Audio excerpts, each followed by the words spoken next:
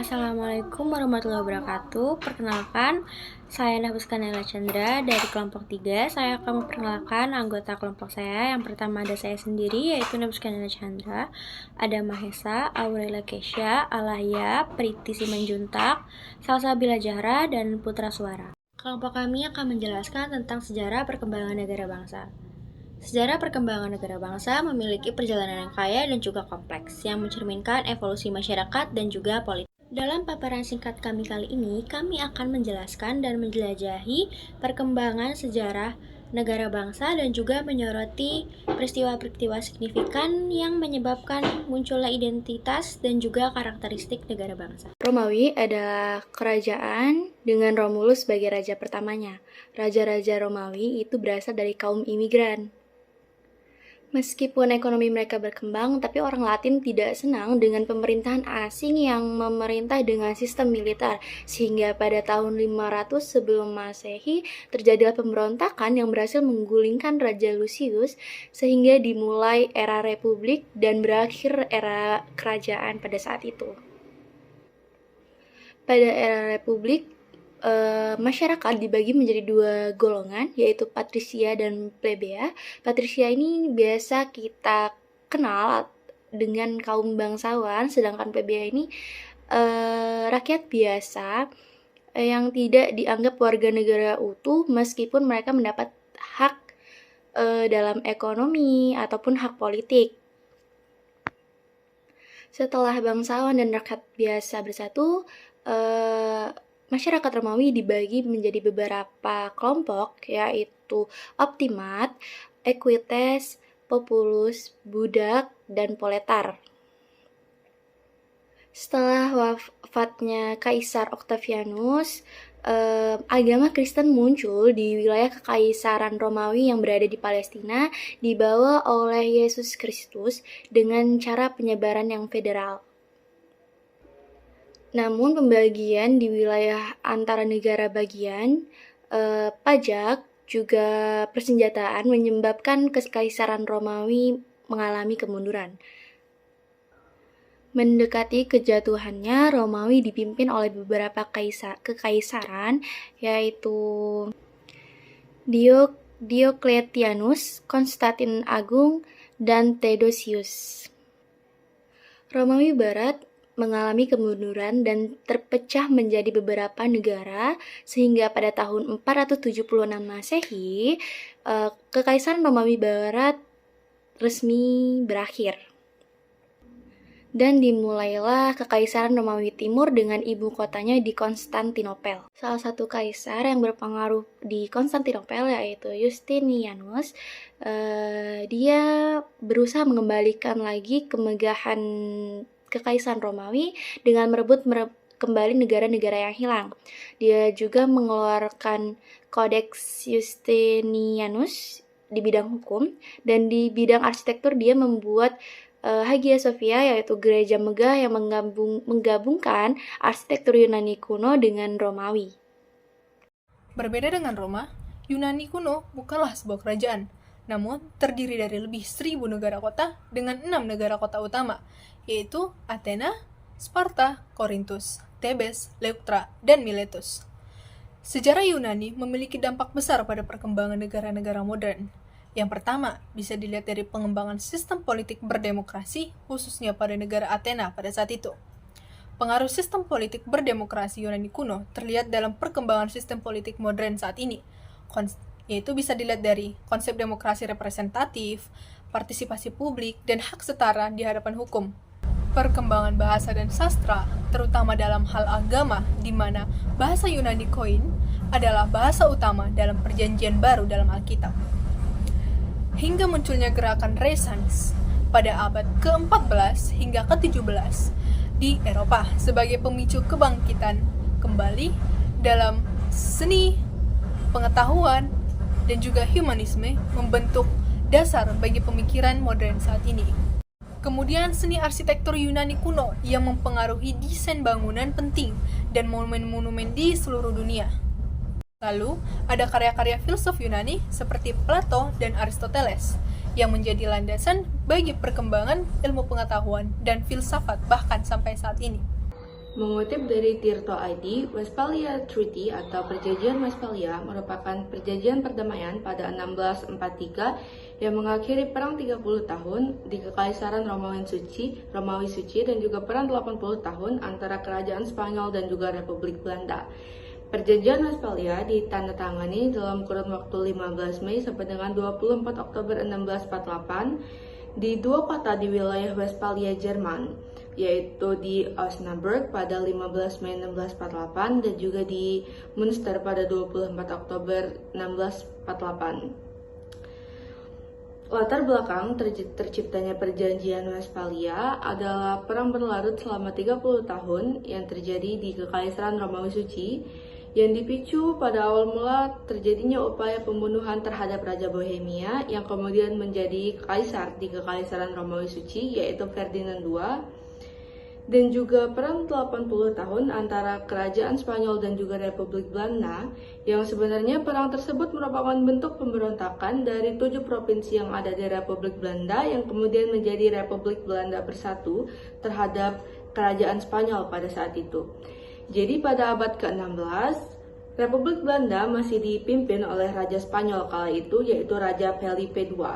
Dan juga kebijakan dan juga cara memerintah yang dilakukan oleh Felipe II terhadap negara-negara tanah rendah seperti Belanda tidak disukai oleh bangsawan-bangsawan lokal, sehingga mereka memberontak di bawah pimpinan dari Willem van Oranje. Jika kita sebenarnya perang itu sempat mengalami gencatan senjata selama 12 tahun sejak tahun 1609, tapi peperangan kembali terjadi pada 1620-an.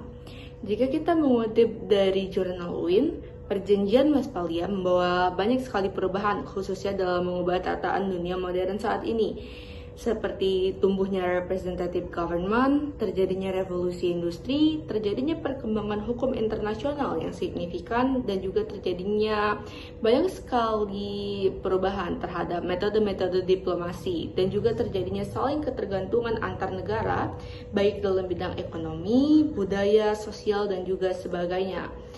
Dan jika kita mengutip dari International Relations 11 Edition karya John C.W. Paphouse dan Joshua S. Goldstone, di sini tertulis bahwa the 1648 Treaty of Westphalia established the basic rules that have defined the international systems ever since. The sovereignty and the territorial integrity of states as equal and independent members of an international system. Since then, states divided in war may have been stripped of some territories but were generally allowed to continue as independent states rather than being subsumed into the victorious state. Atau yang bisa kita juga artikan bahwa sejak perjanjian itu, negara-negara yang kalah dalam perang mungkin kehilangan sebagian wilayah, namun secara umum dibiarkan menjadi negara merdeka yang bukannya dimasukkan dalam negara yang menang. Jadi dapat kita simpulkan bahwasannya perjanjian Westphalia yang terjadi pada 1648 ini memberikan dampak besar dalam tatanan politik Eropa dan dunia, bahkan hingga kini. Selain itu, perjanjian Westphalia juga memiliki prinsip yang kemudian menjadi konsep negara berdaulat, yaitu bahwasannya setiap negara memiliki kedaulatan mereka sendiri terhadap aturan dan juga wilayahnya masing-masing. Dan juga tidak hanya itu, prinsip-prinsip dari perjanjian Westphalia juga dianggap mengawali bentuk sistem hubungan internasional yang disebut sebagai Westphalian System. Kelahiran negara bangsa. Perdamaian Westphalia mendorong tumbuhnya semangat nasionalisme dan keinginan untuk membangun sebuah negara bangsa yang kuat. Terjadinya Revolusi Prancis 1789 merupakan salah satu contoh dari ekspresi semangat nasionalisme dan kehendak membentuk negara bangsa yang kuat. Tujuan awal Revolusi Prancis adalah kebebasan, kesetaraan, dan persaudaraan. Tujuan ini menyiratkan berakhirnya aturan aristokratik di Prancis, namun yang lebih penting dari itu, suatu penegasan bahwa negara adalah milik rakyat. Raja tidak bisa lagi menyatakan negara adalah saya. Selanjutnya adalah Perang Dunia I dan Perang Dunia II. Perang Dunia I adalah perang yang pernah terjadi di Eropa pada tahun 1914 hingga 1918. Perang ini membawa dampak yang cukup signifikan dikarenakan perang ini mengakibatkan runtuhnya 4 negara kekaisaran dan membuka jalan baru bagi negara untuk muncul seperti Cekoslovakia, Polandia, hingga Yugoslavia. Perang ini juga memicu nasionalisme di Balkan dan juga di negara-negara di Afrika Utara. Sementara itu, pada Perang Dunia Kedua yang terjadi pada tahun 1939 hingga 1945 mengubah peta politik dunia secara dramatis yang membagi dunia menjadi dua, yaitu blok poros yang dipimpin oleh Jerman dan juga blok sekutu yang dipimpin oleh Amerika Serikat.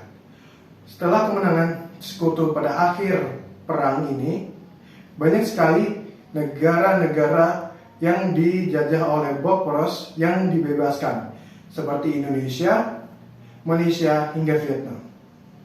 Perang ini juga menjadi awal dari Perang Dingin yang membagi dunia menjadi dua, yaitu Uni Soviet yang membawa ideologi komunisme dan juga Amerika Serikat yang membawa ideologi kapitalisme.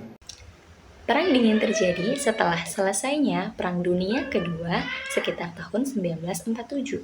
Awal mula peristiwa ini diduga terjadi setelah keluarnya Doktrin Truman oleh Presiden ke-33 Amerika Serikat Harry Truman pada 12 Maret 1947 dan selesai pada Desember 1991 setelah bubarnya Uni Soviet. Pada periode ini muncullah dua kekuatan besar yang disebut Blok Barat yang dipimpin oleh Amerika Serikat dan Blok Timur yang dipimpin oleh Uni Soviet. Tidak seperti namanya perang, Perang Dingin bukanlah konflik bersenjata antara dua negara atau lebih yang saling berperang dan membunuh untuk klaim wilayah, melainkan lebih kepada konflik ideologi dan ketegangan geopolitik antara Blok Barat oleh Amerika Serikat yang menganut ideologi liberalis kapitalis dan Blok Timur yang dipimpin oleh Uni Soviet berideologi komunis sosialis. Pada periode ini pula, kedua negara berlomba-lomba untuk mengembangkan senjata-senjata baru, terutama nuklir, sehingga mengakibatkan ketakutan-ketakutan oleh negara lain akan pecahnya Perang Dunia Ketiga, serta menarik negara-negara lain untuk bersekutu dan menganut ideologi mereka. Beberapa peristiwa penting yang terjadi selama masa Perang Dingin diantaranya Rencana Marshall di tahun 1948, Blokade Berlin pada 1948 sampai 1949, bom atom pertama Uni Soviet pada 1949, Perang Korea yang merupakan konflik bersenjata pertama selama masa Perang Dingin di tahun 1950 sampai 1953, Perang Vietnam, Revolusi Hungaria di tahun 1956, peluncuran satelit pertama Uni Soviet Sputnik 1 di tahun 1957, insiden U-2 atau U-2 pada 1960, invasi Teluk Babi, tembok Berlin, krisis rudal Kuba, perestroika, runtuhnya tembok Berlin pada 1989, serta puncaknya pada 25 Desember 1991, yaitu runtuhnya Uni Soviet sekaligus menandakan selesainya Perang Dingin. Pasca Perang Dingin terjadilah perubahan besar dalam geopolitik, ekonomi, dan sosial di seluruh dunia. Amerika Serikat menjadi negara kekuatan dominan tunggal atau negara adidaya, sedangkan negara-negara yang dulunya bagian dari Uni Soviet mengalami perubahan menuju ekonomi pasar yang lebih demokratis. Pada era ini pula, berkembanglah organisasi-organisasi internasional yang lebih masif, perkembangan teknologi yang pesat, kerjasama antar negara yang semakin luas, ekonomi dunia yang mengalami perubahan serta peningkatan tajam, serta perubahan ideologi-ideologi negara di dunia menjadi lebih demokratis. Beberapa negara yang masih mempertahankan ideologi komunisnya adalah Tiongkok dan Korea Utara. Pada mulanya, sejarah hubungan internasional bertujuan untuk mencegah peperangan dan menciptakan perdamaian. Ketika itu, hubungan internasional dirancang dan didesain untuk menghilangkan prasangka negatif antar negara agar Perang Dunia I tidak terulang kembali. Caranya adalah dengan mempererat kerjasama antar negara-negara melalui hubungan diplomatik dan hubungan konsuler. Meskipun disiplin hubungan internasional sebagai bidang studi yang terpisah berkembang pada abad ke-20, teori-teori yang mendasarinya telah lama ada, seperti teori realis, liberalisme, dan marxisme. Studi hubungan internasional menjadi sebuah disiplin akademik formal pada awal abad ke-20 dengan pembentukan departemen dan kursus-kursus khusus di universitas-universitas seperti Aberystwyth London of Economics dan Graduate Institute of International Studies. Sekian presentasi dari kelompok kami dan juga paparan mengenai sejarah perkembangan negara bangsa. Untuk perhatiannya kami ucapkan terima kasih dan bila ada salah kami mohon maaf. Wassalamualaikum warahmatullahi wabarakatuh.